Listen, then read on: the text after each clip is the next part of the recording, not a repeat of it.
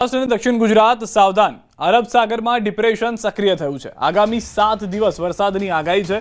આગામી 3 દિવસ સૌરાષ્ટ્રમાં ઓરેન્જ એલર્ટ જાહેર કરવામાં આવ્યું છે. સૌરાષ્ટ્રમાં ભારે વરસાદની આગાહી છે. દક્ષિણ ગુજરાતના જિલ્લાઓમાં 2 દિવસ યલો એલર્ટ આપવામાં આવ્યું છે. 2 દિવસ બાદ દક્ષિણ ગુજરાતમાં વરસાદનું જોર વધશે. મોન્સૂન ટ્રફ સાયક્લોનિક સર્ક્યુલેશનના કારણે વરસાદ થઈ રહ્યો છે. માછીમારોને 5 દિવસ દરિયો ન ખેડવા સૂચના આપવામાં આવી છે. સિગ્નલ ઉપર LC3 સિગ્નલ જાહેર કરાયું છે. દરિયામાં આજથી 4 દિવસ બાદ વધુ પવનનું જોર વધશે. અમદાવાદમાં હળવાથી મધ્યમ વરસાદની આગાહી છે. સૌથી વધુ વરસાદ સૌરાષ્ટ્ર કચ્છમાં પડ્યો છે.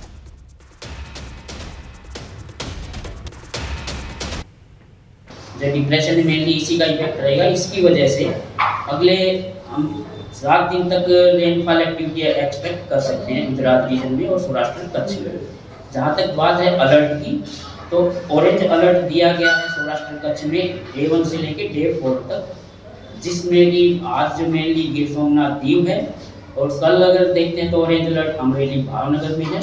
उसके बाद फिर अमरेली भावनगर गिर सोमनाथ जो कोस्टल बेल्ट है आपको पोरबंदर ऑरेंज अलर्ट है, और डे 4 में गिर सोमनाथ और साथ में ये जूनागढ़, साथ में पोरबंदर के लिए ऑरेंज अलर्ट.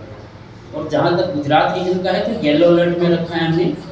डे 1 में जो कोस्टल डिस्ट्रिक्ट्स हैं जिसमें भारूच से लेके भारूच, सूरत, नवसारी, वलसाड, दमन और दादरा नगर हवेली ये हैं. डे 2 में भी इसी एरिया के आसपास हैवी रेन की एक्टिविटी है येलो अलर्ट के साथ, और साथ में तापी डाम भी एक्सपेक्टेड है डे 2 में. डे 3 डे 4 में थोड़ा सा साउथ गुजरात कम्प्लीटली एक्सपेक्टेड है कि हैवी रेन आइसोलेटेड प्लेसेस पे. કાપોદ્રા વિસ્તારમાં ગેરકાયદે દબાણ પર તંત્રનું બુલડોઝર ફરી વળ્યું છે. સરકારી જગ્યા પર કરાયેલા દબાણ પર બુલડોઝર ફર્યું છે.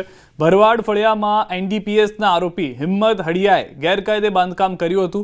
ગેરકાયદે બાંધકામ કરી ગાંજાનું વેચાણ થયું હતું. કાપોદ્રા પોલીસે અનેક વખત ગાંજાના જથ્થા સાથે આરોપીને ઝડપી પાડ્યો હતો. NDPSની પ્રવૃત્તિ સતત ચાલુ રાખતા કાપોદ્રા પોલીસે કાર્યવાહી કરી છે. તો દ્રશ્યો પણ આપ જોઈ રહ્યા છો. આરોપી હિંમત હડિયાએ જે ગેરકાયદેસર બાંધકામ કર્યું તમામ જગ્યા તોડી પાડવામાં આવી હતી. પોલીસના સંરક્ષણ સાથે ટીમ પહોંચી હતી. કાપોદ્રામાં ગેરકાયદે દબાણ દૂર કરવા માટે બુલડોઝર મંગાવવામાં આવ્યું અને બુલડોઝરની મદદથી આખું ગેરકાયદેસર બાંધકામ જે હતું તેને તોડી પડાયું છે. બંધ મકાનમાં ચોરી કરવા ગયેલો ચોર ખુદ ફસાઈ ગયો. અશ્વિની કુમાર વિસ્તારમાં 3જા માળે ચોરી કરવા ગયો હતો. એક મહિલાની નજર પડતા બૂમાબૂમ કરી હતી. ચોર 3જા માળેથી પાઇપની મદદથી 2જા માળે મકાનની ગેલેરીમાં પહોંચી ગયો. મકાન બંધ હોવાથી ચોર ગેલેરીમાં ફસાઈ ગયો. ફાયરના જવાનોએ દોરડું બાંધી ચોરને નીચે ઉતારી પોલીસને સોંપ્યો હતો. સ્થાનિકો મોટી સંખ્યામાં એકઠા થઈ ગયા હતા. દ્રશ્યો પણ આપ જોઈ રહ્યા છો. જે સ્થાનિકો છે તેઓ આવી ગયા હતા. ચોર જે ચોરી કરવા ગયો તે ખુદ ફસાઈ ગયો હતો. મહિલાની ચોર પર નજર પડતા બૂમાબૂમ કરવા લાગતા ચોર અધવચ્ચે જ લટકી ગયો.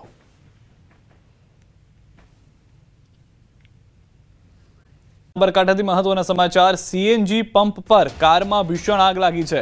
તલોદના રોજડ CNG પંપ પર કારમાં આગ લાગી. ચાલુ કારમાં આગ લાગતા અફરાતફરી થઈ ગઈ. અમદાવાદ મોડાસા હાઈવે પર મોટી દુર્ઘટના સર્જાતા અટકી છે. ફાયર ટીમ ઘટના સ્થળે પહોંચી હતી.